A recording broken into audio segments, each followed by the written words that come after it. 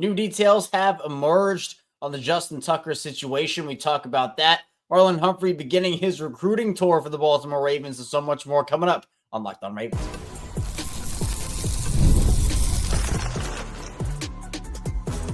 You are Locked On Ravens, your daily Baltimore Ravens podcast. Part of the Locked On Podcast Network, your team every day.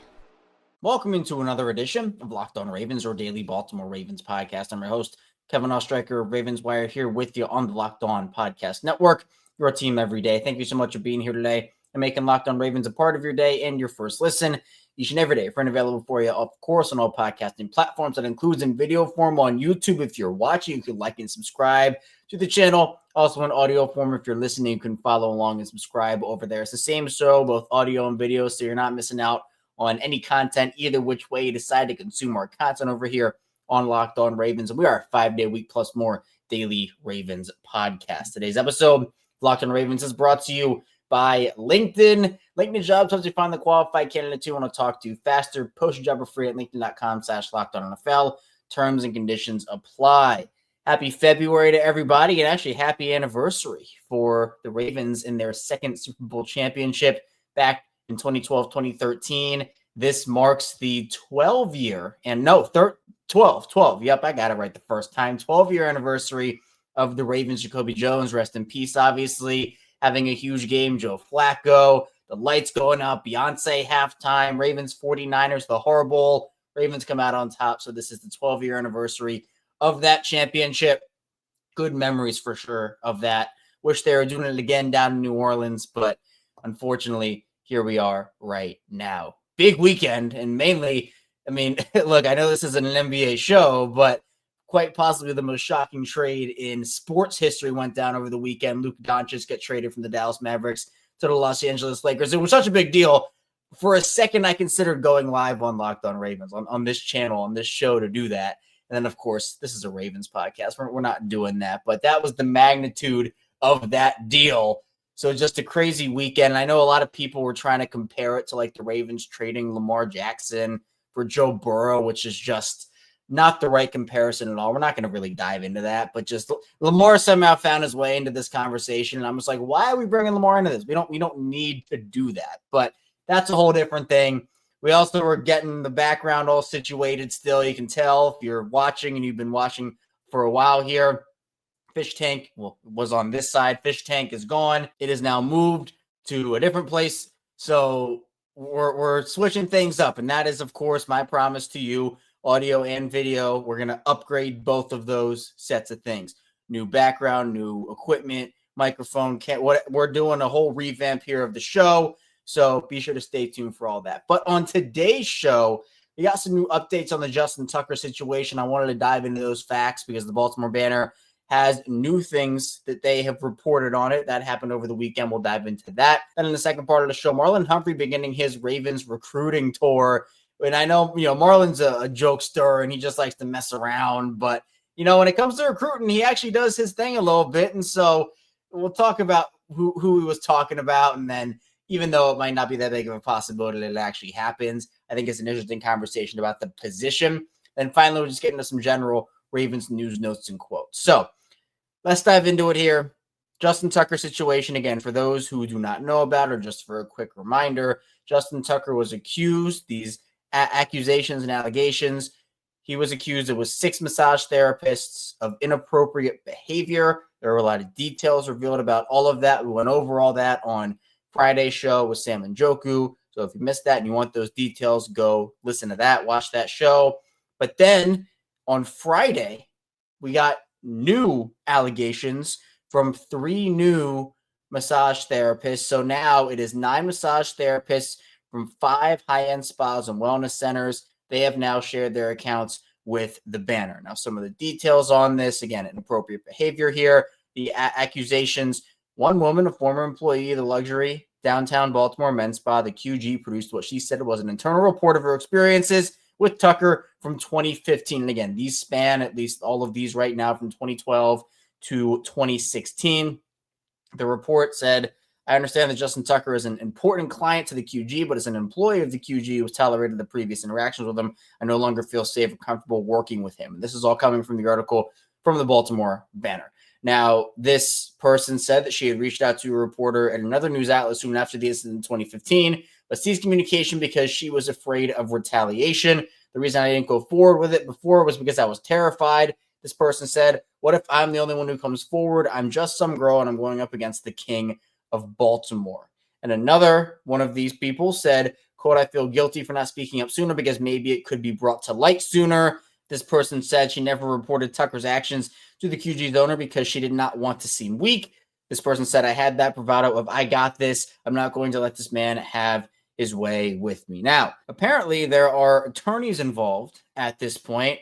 Apparently there have been lawyers from a law firm, attorneys from a law firm hired.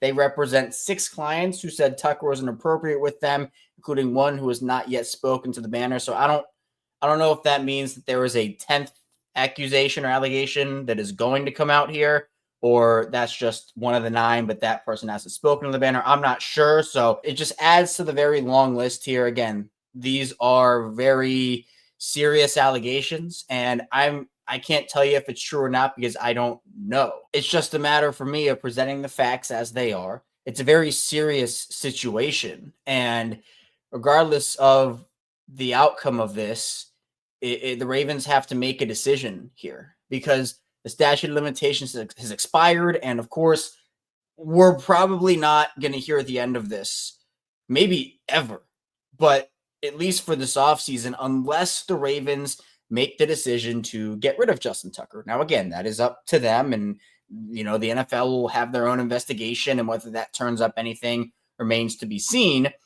The Ravens do have some financial implications here for Justin Tucker if they did want to go the route of releasing him. And we can just go over that because I think it is important to dive into what it could actually mean here, because it could be interesting. Tucker does not have any more guaranteed money on his contract. So in terms of, if they released him, could there be a grievance that he could file or not?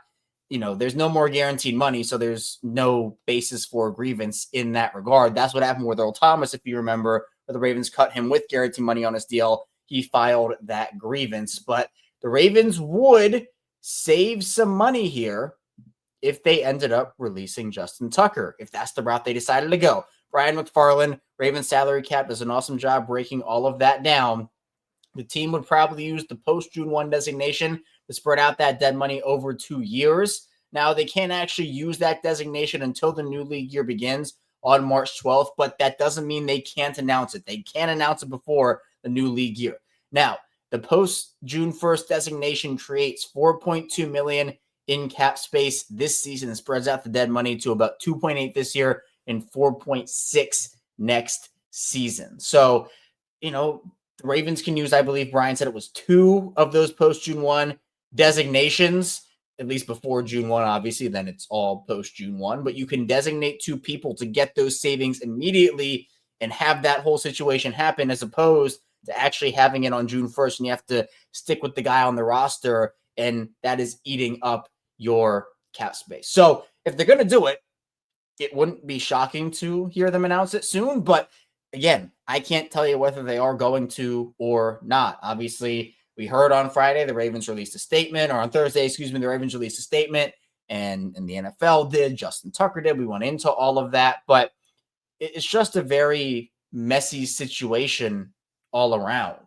And the Ravens have expressed, and we talked about this on Friday with Sam, the Ravens have expressed how they are, they don't tolerate this stuff. And I know that other stuff has come out, and, people have kind of taken a deeper dive into what the Ravens have meant by that zero tolerance policy, and sometimes how that can be on a case-by-case basis and whatnot. But, the Ravens right now, I don't know when the NFL investigation is starting, or if it already has started, or when it's going to conclude. The Ravens can obviously make their own decision here, but we're talking about things that happened a decade plus ago, which, again, some of these people who have gone to the Banner and spoken about their experiences here, it does happen where something will happen.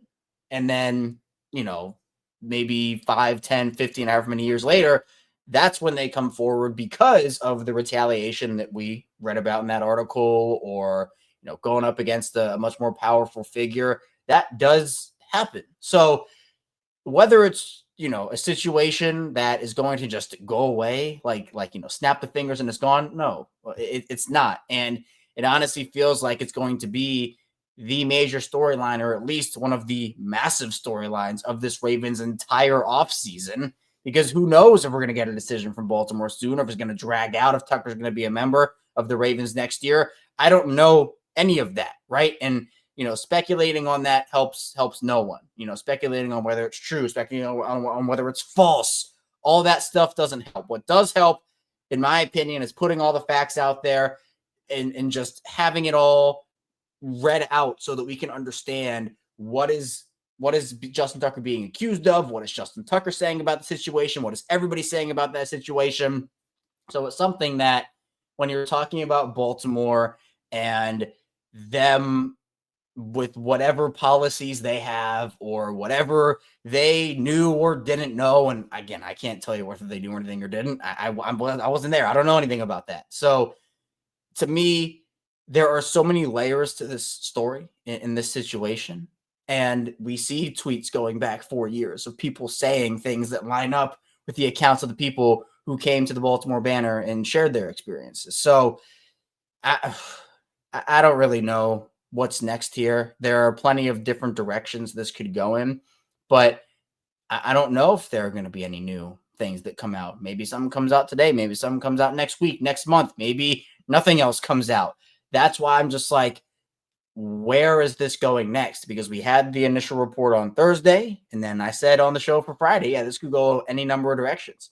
And then Friday, we got 3 new accusations. So a lot to unpack here, and something that's not easy to talk about, and something that I think is important to talk about, most definitely, at the same time. So we'll see what happens with that, and if there are any other updates on the situation. Of course, we'll talk about it here on Locked On Ravens. So coming up in the second part of the show, we'll be diving into Marlon Humphrey beginning his Ravens recruiting tour and what it actually means in terms of the position of the player that he was trying to recruit. So be sure to stay tuned for that. A lot to get to here on Locked On Ravens. First, the show is brought to you by LinkedIn. As a small business owner, your work doesn't end when the clock hits 5. Your business is always on your mind, which means when it's time to hire, you need a partner that works just as hard as you do. That's where LinkedIn Jobs comes in. When you clock out, LinkedIn clocks in. LinkedIn makes it easy to post your job for free, share it with your network, and get qualified candidates all in one place. Post your job. LinkedIn's new feature can help you write job descriptions and then quickly get your job in front of the right people with deep candidate insights. And here's a pro tip. Add the hashtag hiring frame to your profile picture to double your reach to qualified candidates. No wonder 72% of small businesses say LinkedIn helps them find high-quality hires. Post your job for free at linkedin.com/LockedOnNFL. That's linkedin.com/LockedOnNFL to post your job for free. Terms and conditions apply. Back here on Locked On Ravens, Kevin Oestreicher still here with you on this Monday edition of the show. Be sure to hit that like and subscribe button in video form and follow along in audio form for 5 days a week plus more of daily Ravens coverage. The Pro Bowl games happened this weekend. I was late to the party, and I know that sounds terrible, but again, the Pro Bowl has had quite the fall from grace, in my opinion. It's been pretty bad. And again, there are a lot of reasons for that. Obviously, players don't want to play full rules on football for a meaningless game and risk their bodies if someone gets injured during the Pro Bowl, which again, it's not before the rule changes did happen. It's not worth it for a player. And then they go to the Pro Bowl games and now players are opting out. It's in a really bad spot. So I found out through social media what was going on. I had no idea. I mean, obviously you put it together, right? It's the week before the Super Bowl, but man, it's taken quite the tumble. Now the Ravens had guys representing, no Lamar Jackson, no Derrick Henry, but guys like Marlon Humphrey, Patrick Ricard, Kyle Van Noy, Kyle Hamilton, etc. A lot of content came out of that. Marlon Humphrey was just going on a content tour. He was having all the fun in the world. But Marlon, during the game, Micah Parsons was over on the AFC side. And, Marlon whipped out his Instagram and said, oh, Micah trying to go to the AFC. I know a team. And for those that don't know, Marlon is very active during the offseason on social media, hashtag come to the Ravens. And, I know it's, not fully 100% serious. Now, Marlon, I'm sure, does serious recruiting, not in front of the cameras or off of social media and whatnot, but he has established this persona of the Ravens recruiter. So he posted on Instagram the video of Micah just walking around on the AFC side saying, Micah Parsons says he wants to come to the AFC. I know a team. Now, I know there's a lot of conversation and speculation about Micah Parsons in general, but the more interesting conversation to me coming out of this is not necessarily the player itself. Obviously, if the Ravens were to go get Micah, we just talked about it with the Luka thing. Go get Micah Parsons. Move heaven and earth to go get Micah Parsons, in my opinion. The NBA is different from the NFL. I'm not trying to compare trades or whatnot, although I'll tell you, the Ravens traded for Micah Parsons after the Mavericks traded away Luka Doncic. Would be a really rough couple of players to lose for Dallas. 2 franchise players gone like that. And hey, if the Ravens benefit, you can sign me up. But it's the position to pass rush that really kind of gets my brain thinking a little bit about, the Ravens have a couple of really solid pieces, I would say, at the edge position. I think Adafe Owe, he's going to be on his 5th-year option, and we'll see how he ends up performing. Obviously, a double-digit sack year, for Owe last year. Kyle Van Noy's going into the last year of his contract. He obviously is just absolutely taking it to Father Time right now. He's every narrative you could have pushed about, Kyle Van Noy's getting up there in age. Kyle Van Noy, does he still have it left in the tank? Kyle Van Noy said, the Usher meme, watch this, and he went out there and he balled out. He balled out. So I think, to me, those are good players, but having a game record at edge would be, in my opinion, if they could pull that off. Offensive line is huge for the Ravens this offseason, with Ronnie Stanley being a free agent and, Passion McCary and whatnot. They're trying to figure out their guard situation, but I'm telling you, if they're able to get a game record edge, and I just want to preface it by saying it's very hard to find one of those guys in terms of getting them on your team or having another team want to part ways with them. I'm not saying it's impossible. We've seen moves like that happen. It's not necessarily totally uncommon. But how many game record edges are there in the league right now? Just a number. I mean, obviously, if you want to classify Myles Garrett as one, TJ Watt is another, Micah Parsons is another, Trey Hendrickson. And again, it depends on whether you're classifying these like bigger defensive ends as these guys. I personally do. But again, and it's not just those 4. There are plenty of others as well. You could say, hey, this guy's a game record. And I think Abdul Carter is going to be another one of those guys coming out of Penn State. But for me, you look at some of the guys who are going to be available, or at least who have the potential to be available. I think a big name that a lot of people would like to see in Baltimore is Khalil Mack. I just think with the Ravens, Van Noy and Owe are great, but other than that, who do you have? Tavius Robinson's a beast, but he's a run guy. He's a run defender, and he's a really good one. But as a pass rusher, he's not there right now. Could he get there? Sure. Am I talking about Myles Garrett status? I mean, look, it'd be awesome, but I'm not necessarily putting all my eggs in that basket. I think it'd be foolish to put your eggs in that basket for anybody because, Myles Garrett's such a unique player. But Tavius is a beast, and I expect him to have a huge role for Baltimore. But they need it's a bad comparison, and I know that, but Justin Houston is someone where just, even if it's a pure pass rusher role, because I think you can alternate, right? You can figure out Tavius, if you want to play him on early downs and then and I'm not talking about Justin Houston in terms of his age and, his role, like he needs to play in limited snaps or anything, but getting a game record, or at least something close to it, will give you much more disruption, especially for a Ravens defensive line. Their MO is like when they win at the line, they win very hard and very fast. But there are moments where they just can't get to the quarterback, and it can be for a quarter, a half, a game, maybe multiple games, and you see that inconsistency factor getting more of a presence there because David Ojabo, I think the clock is ticking, and I think it's up, or at least almost up if it's not already up. I just don't think you can put your eggs in that basket anymore, and he might honestly be on the roster bubble in 2025. That's a different conversation, but it honestly is true. He very well could be, potentially, depending on who the Ravens bring in during free agency, during the draft, or maybe during a trade. So Marlon doing the whole, oh, Micah, come on, Micah, come to the AFC. I know a team. His recruitment of a pass rusher, I say, is not misguided. I think that is a good position. If Marlon really wants to throw all the eggs in that basket, go out there and hopefully he can try to go and get one of these pass rushers to the Ravens. And again, the stuff that Marlon does on social media, I'm sure he does stuff in private, like actual, like, hey, what's up? How you doing? Yada, yada. Like, let's get you. How you feeling? You thinking Baltimore? How you doing?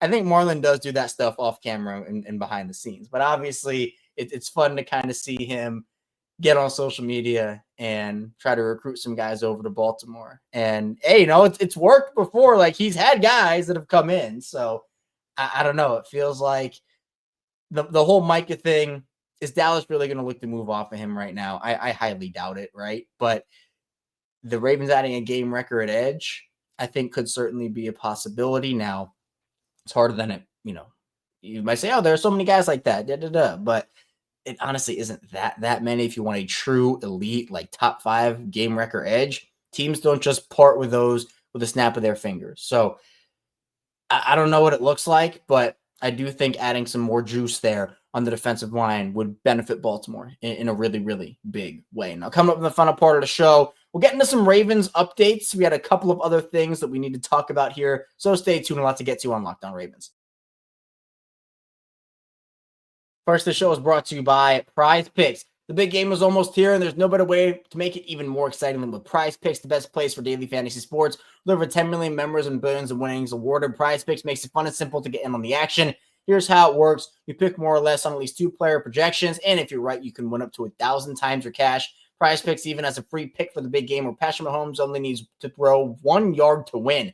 Pair that with one more correct pick, and you're cashing out. This week, I'm looking at the board and selecting more for Travis Kelce on receiving yards and more for Patrick Mahomes on passing yards. What I love most is fast and safe withdrawals. When I win, my cash is in my account in as little as 15 minutes. Check out the promos tab to tail any of the super sweet Millie winners big game lineups. If you tail a lineup that goes 3 for 3, you can win a split of $1 million in promo funds. Download the app today. Use code LOCKEDON to get $50 instantly after you play your first $5 lineup. Let's go LOCKEDON for $50 instantly after you play your first $5 lineup. PrizePicks, run your game. And the show is brought to you by Gametime. Looking for tickets to your next big event, maybe last-minute tickets to the big game this week, whether it's a concert, a comedy show, or a sports game, finding the right ticket at the right price can be a headache. But with Gametime Picks, it's never been easier. Let me tell you how it works. With Gametime Picks, the app does all the hard work for you. It curates the best deals, so you don't have to waste time searching through endless ticket listings. And I've been using Gametime Picks for a while now, and here's why I love it. The curated deals do make it super simple to find great tickets at a great price. No more sifting through thousands of options. Plus, I recently grabbed a super deal for a prime seat, and I couldn't believe the value. It was an absolute steal. The seat view is a game changer with that feature. Before I even hit buy, I can see exactly what my seat will look like in the venue. It's so reassuring. And the best part, you're covered with Gametime's lowest price guarantee. If you find a better deal somewhere else, they'll refund 110% of the difference. Plus, your tickets are guaranteed to be delivered on time with easy cancellation options if something comes up. Ready to make your next event even better? Download the Gametime app, create an account, use code LOCKEDONNFL for $20 off your first purchase. Terms apply. Again, that's code LOCKEDONNFL for $20 off. Download Gametime today. Last minute tickets, lowest price guaranteed. We're back, our final segment here of Locked On Ravens. Kevin Oestreicher here with you, kicking off another week on Monday. Hopefully everybody had a great weekend, and hopefully everybody is ready to tune into Locked On Ravens all week, because we're going to have a ton of content. Obviously, the Ravens not in the Super Bowl this season, but it's going to be a big week, and looking forward to kind of closing the chapter on the 2024-2025 season, looking ahead to the 2025 offseason here for the Ravens. And, of course, we're still here with you 5 days a week plus more throughout the entire offseason. I've been doing this since 2019, every single weekday, bonus episodes, live shows after games, or only adding on. So be sure to hit that like and subscribe button in video form, follow along in audio form for all the Ravens content that you need. Now, the Ravens made a hire over the weekend on Friday, which, again, Baltimore's been not having to deal with so much of their coaching staff leaving this offseason. There have been a couple. Chris Hewitt actually signed on with the Colts to be their new pass game coordinator and secondary coach. But the Ravens, after firing or parting ways, if you want to put it that way, with their inside linebacker coach, they have officially got their guy. They got their guy, and that is Georgia Tech defensive coordinator Tyler Santucci, who has been a successful DC at Duke, Georgia Tech, obviously, where he came from, and he received some interest from NFL teams in the past. So I think for Baltimore, this kind of fits their MO a little bit. Now, in Santucci's first year at Georgia Tech, according to Jonah Schaefer, his defense improved from 74th in 2023 to 58th last season. The Yellow Jackets, that helped them shore up a pretty bad run defense overall. And I think that it's interesting because he's a younger coach. He has had success at the college level. He comes over. I think a lot of his principles can be applied to what Baltimore wants to do on defense. He can run some very unique schemes. And I think that it is a pretty good hire. It obviously didn't work out with the guy they hired last season. And, it's tough with Mark DeLeon and how that worked out. Him and Roquan had a previous connection and whatnot from Chicago. But coming in here and getting another bright young mind in that room for Zach Orr, I think it will work out well. So Baltimore rounding out their coaching staff. I believe they don't have any more openings unless, I guess if they want to bring in another pass game coordinator, secondary coach, although I'd assume Chuck Pagano probably takes that role and just slots in as their secondary guy. His title is senior secondary coach, but with Chris Hewitt now gone, it's probably going to be what it is. It's nice to have the Ravens not have to worry about that this offseason, though, which is why I think a lot of people view this offseason as so important because and as I've said this, if you're an everyday or on Locked On Ravens, you've heard me talk about it. You're probably sick of me saying it, but it's an offseason where they don't have to rebuild from a bunch of losses. They can continue to build because a lot of their guys are going to come back, at least I assume, because they don't have a ton of holes to fill. It's a couple free agents that you'd like to see back. It's a couple coaches that are back now. I know Monken was getting interest and whatnot, but they're not losing guys. And that is different from the past couple of off seasons. So I think the Ravens staff is all figured out unless I'm missing something right now. And if I am missing anything, be sure to put that down in the comments. But I'm pretty sure that their coaching staff is all filled out at this moment. And I think that's big, even for continuity's sake, where you lose all these guys. You have to learn tendencies of the coaches coming in, and the coaches have to learn tendencies of the new players if there's not familiarity there. So that I think is a really big part of this entire equation. And honestly, a pretty underrated thing in today's NFL because sometimes, especially for good teams, it doesn't work out that way, as we have seen firsthand here with Baltimore in the past. So Baltimore makes that hire. I think it's a very good one, and hopefully it will play out really well, and we'll see an improved year from those inside linebackers. Again, tough year from Roquan, at least from his standards. Trenton Simpson obviously didn't live up to the billing, and Malik Harrison and Chris Board had their moments, but I wouldn't be shocked if they wanted to add somebody else to at least compete with Trenton Simpson, if not put next to Roquan Smith in that Trenton Simpson role that everybody thought he was going to have. That's all I have for you here today, though, on Locked On Ravens. Thank you so much for tuning into the show again. On the way out, hit the like and subscribe button in video form and follow along in audio form for 5 days a week, plus more of daily Ravens coverage. Coming up tomorrow, we'll have more Ravens content for you. Stay tuned for that, and I'll see you right back here tomorrow on Locked On Ravens.